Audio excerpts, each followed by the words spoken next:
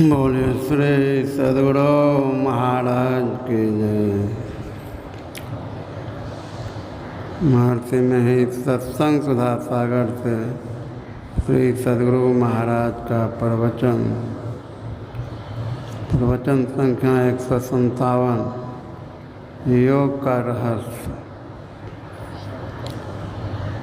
प्यारे धर्मानुरागी सज्जन वृंद, प्यारे धर्मानुरागी सज्जन वृंद, संसार में हम लोग रहते हैं और सुखी होकर रहना चाहते हैं। तो हम उस तरह रहते हैं या नहीं रह सकते हैं, प्रत्येक आदमी इसका विचार अपने अंदर करें।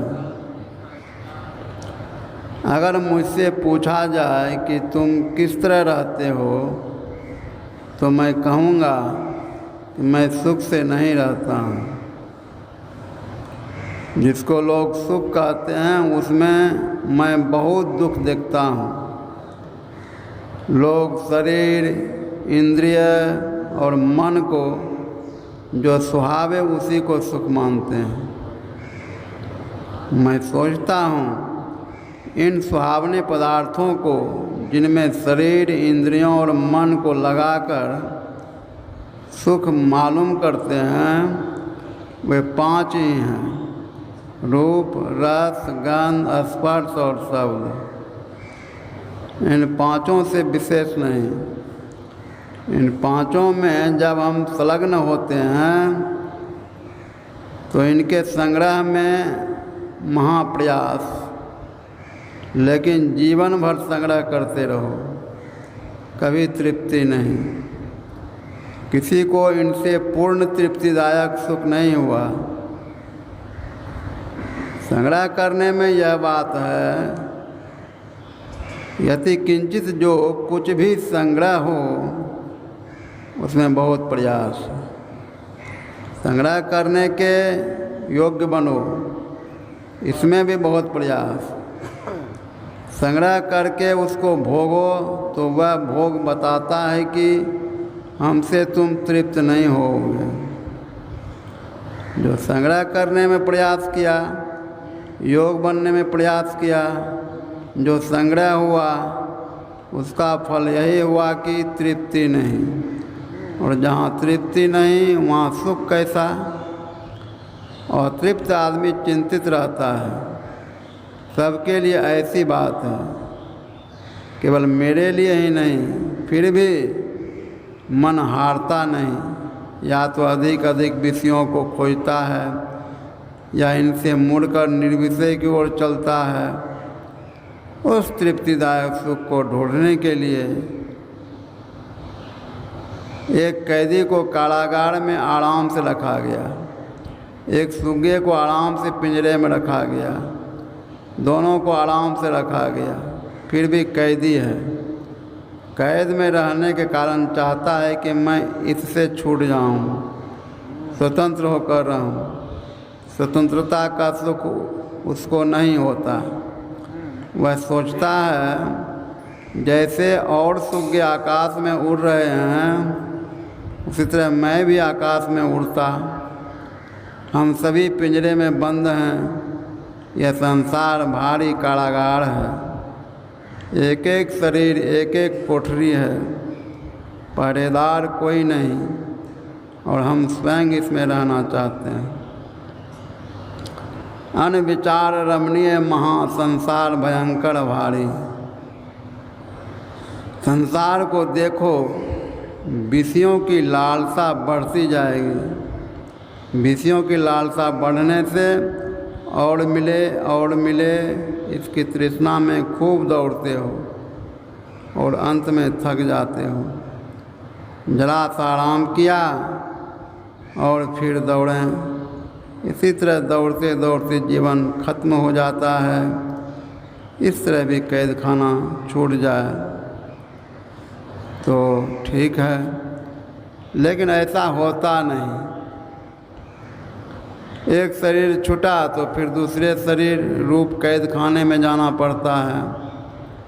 किसी लोक में जाना, फिर इस लोक में आना, आयु भर रहना, फिर जाना, इस तरह आवागमन के चक्र में हम लोग पड़े रहते हैं। आकर 4,84,00,000 जोनि भ्रमत यह जीव अविनाशी, फिर सदा माया कर प्रेरा, काल कर्म स्वभाव गुण घेरा। गोस्वामी तुलसीदास। इसमें कभी शांति संतुष्टि नहीं, शांति संतुष्टि नहीं तो सुख कहाँ। सूरदास जी ने सूर सागर में कहा, अविगत गति कछु कहत न आवे, ज्यों गूंगहि मीठे फल को रस अंतर्गति मावे। परम स्वाद सभी जो निरंतर अमित तो सुख जावे, मन वाणी को अगम अगोचर सो जाने जो पावे। रूप रेख गुण जाति जुगत बिनु, निरालम मन चक्रित धावे। सब विधि अगम विचार ही ताते, सूर सगुन लीला पद गावे। सूरदास जी महाराज पता बताते हैं कि तुम किधर जाने से सुख पाओगे। जो सर्वव्यापी हैं उसके मिलन का परम स्वाद है, साधारण स्वाद को भी कोई बता नहीं सकता। रामरस स्वाद में कैसा होता है कोई बता सकता है? गुड़ के मिठास में और मिश्री के मिठास में क्या फ़र्क है कोई बता सकते हैं? तंद्रा में एक चैन सा मालूम पड़ता है, वहाँ कोई इंद्री नहीं। गहरी नींद में इतना सुख होता है कि बेहोश हो जाते हैं। सोकर उठते हैं तो कहते हैं कि आज खूब सोया। इसका कोई वर्णन कर सकता है? परम स्वाद सब स्वादों से विशेष होता है, वह स्वाद हमेशा लगा रहता है। और अमित तो सुख जावे, यह फल है उसका। सूरदास जी कहते हैं यहाँ कहाँ सुख है। सर्वव्यापक को साधारण लोग जान भी नहीं सकते। जिसकी बुद्धि सात्विक है, तीव्र है, वह उसको समझ सकता है। पूरी श्रद्धा, पूरा विश्वास तब होता है जब प्रत्यक्षता होती है। प्रत्यक्षता नहीं होने के कारण परम स्वाद नहीं, तब अमित तोष कहाँ और बिना संतोष के सुख कहाँ। हम सुखी होना चाहते हैं, लेकिन इंद्रियों के द्वारा विषयों के ग्रहण में थोड़ा रस मालूम होता है, इसीलिए उसका सुख और तृप्तिदायक, तृष्णावर्धक और अल्प है। हम लोग जब तक आवागमन के चक्र में पड़े रहेंगे तब तक ऐसा ही होगा। विषयों में चैन कहाँ। परमात्मा से तुम्हारा निजी योग हो तब अमित तोष और परम स्वाद मालूम हो। मुझे तो इस निर्णय का पूर्ण विश्वास है, इसी से इसमें लगा हूँ और दूसरों को भी इसमें लगाता हूँ। कबीर साहब ने कहा, अवधू भूले को घर लावे, सो जन हमको भावे। घर में जोग भोग घर ही में, घर तजी बन नहीं जावे। बन के गए कल्पना उपजे, तब नौ कहाँ समावे। घर में जुक्ति मुक्ति घरे में, जो गुरु अलख लखावे। सहज सुन्न में रहे समाना, सहज समाधि लगावे। उन्मुनि रहे ब्रह्म को चिन्ह, परम तत्व को ध्यावे।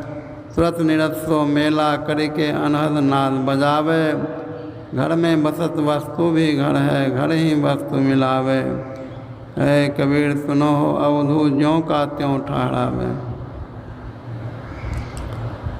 संत लोग जिस काम को पसंद करते हैं उसी और दूसरे को लगने कहते हैं। माता पिता अपने बच्चों को प्यार करते हैं, चाहते हैं कि मैं मर जाऊं लेकिन मेरे बच्चे रहें। लोग चाहते हैं कि मेरा वंश रहे, मेरी वंश परंपरा रहे। संत लोग भी यही चाहते हैं। पिता के समान संत भी प्यार की दृष्टि से जनसमूह को देखते हैं। पिता संत हों तब तो कहना ही क्या।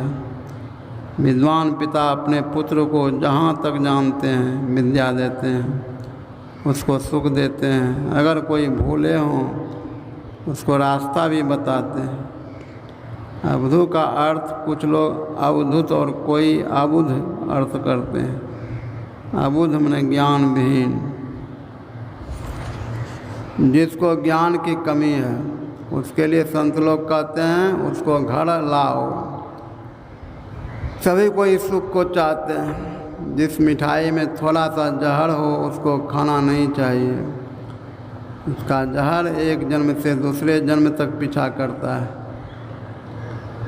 चेत सवेरे चलना बाट, मन माली तन बाग लगाया, चलत मुसाफिर को भी लगाया, विष के लड़वा देत खिलाई, लूट लिन मार्ग पर हाट। संत कबीर था। यह सवाल है कि सर्वव्यापी की ओर हम रहें कि संसार की ओर। भूख प्यास लगने से कोई काम करने का मन नहीं होता है। केवल भोजन और पान करने की ओर मन लगा रहता है। शरीर में रोग हो जाए तो उसकी चिकित्सा हम कराते हैं। शारीरिक सुख को हम तिलांजलि दें, ऐसा नहीं हो सकता। शारीरिक सुख के लिए संसार में कुछ काम करना पड़ेगा। शारीरिक सुख ऐसी मोटरी है जिसके अंदर संसार के सभी सुख हैं। शारीरिक सुख ऐसी मोटरी है जिसके अंदर संसार के सभी सुख हैं। संसार के सुख में भी रहना होगा और सर्वव्यापी की ओर भी होना पड़ेगा। इसलिए कबीर साहब ने कहा घर में जोग भग भोग घड़ी में, घर तो जीवन नहीं जावे। मैंने 1984 में यह फकीरी बेच लिया। 1989 में सदगुरु बाबा देवी साहब से भेंट हुई। गुरु महाराज ने कहा कि तुम क्या करने चले हो। उन्हें पूछा तुम साधु बनने चले, तुम्हारे खाने का इंतजाम क्या है। कोई दिन तक टाल मटोल रहा, पीछे उनके आदेश से इंतजाम किया। अब जो है उनकी कृपा से काफ़ी है। भिक्षा मांग मांग कर द्वार द्वार का मेहमान बनने से संसार परमार्थ किसी तरफ के नहीं होगे। संसार में रहकर संसार से छूटने का काम करो, तब सुखी रह सकोगे। गीता में भी भगवान ने कर्मयोग की शिक्षा दी। कर्म करो और उसके फल में आसक्त मत बनो। थोड़े में संतुष्ट रहो। कबीर साहब बड़े संतुष्ट थे, इसलिए उन्होंने कहा घर में जुक्ति मुक्ति घरे में, जो गुरु अलख लखावे। अलख अव्यक्त और सर्वव्यापक एक ही एक है। उससे निजी योग का रहस्य गुरु से सीखो। रहस्य क्या है तो कहा सहज शून्य में, सहज शून्य में रहे समाना, सहज समाधि लगावे। जो स्वाभाविक शून्य है उसमें समाओ, और जो ध्यान आसानी से हो सो करो। घर में बहुत वस्तु है, सबको बाहर निकाल दीजिए, तब केवल शून्य रह जाता है। जो निकाला नहीं जा सकता ऐसा ध्यान करो कि मन से माइक सभी वस्तुएं निकल जाएं और अपने उन सबसे ऊपर उठ जावें। तब क्या बचेगा? कोई आवरण नहीं, कोई ढक्कन नहीं। तभी सर्वव्यापी का दर्शन होता है और अपना योग उससे होता है। यह बहुत ध्यानाभ्यास करने तो होता है। सतगुरु अगम अगम है, ठाकुर भरी सागर भक्ति करीजे। गुरु नानक का ताड़ शब्द अर्थात प्रणव ध्वनि से सृष्टि हुई। इस ध्वनि को परम तत्व भी कहा जा सकता। इसको प्राप्त कर परमात्मा का दर्शन होता है। गरीब अमीर जैसे हों वैसे रहो और ऐसा गरीब ऐसा गुरु खोजो जो तुमको परम तत्व को बतावे। श्री कृष्ण भगवान के कहे अनुकूल आसक्ति रहित होकर कर्म करो। गुरु नानक देव जी ने कहा सब किछु घर में ही बाहर नाहीं, बाहर टोले तो भर में भुलाहीं। परम सुखी होने के लिए बाहर भागने की जरूरत नहीं, अपने अंदर में चलो, साधन करो। संसार के कर्म निर्लिप्त दशा में रहकर करो। जो पाप बुद्धि से काम करता है उसकी निर्लिप्त दशा नहीं हो सकेगी। निर्लिप्त दशा में रहकर जो कुछ करेगा उसको परम सुख मिलेगा, कारागार से छुटकारा मिलेगी। श्री सद्गुरु महाराज की जय। यह प्रवचन दिनांक 15/4/1960 ईस्वी मुंगेर जिला का द्वितीय वार्षिक अधिवेशन मुंगेर टाउन हॉल में प्रातःकालीन सत्संग में हुआ था। प्रेम सद्गुरु महाराज।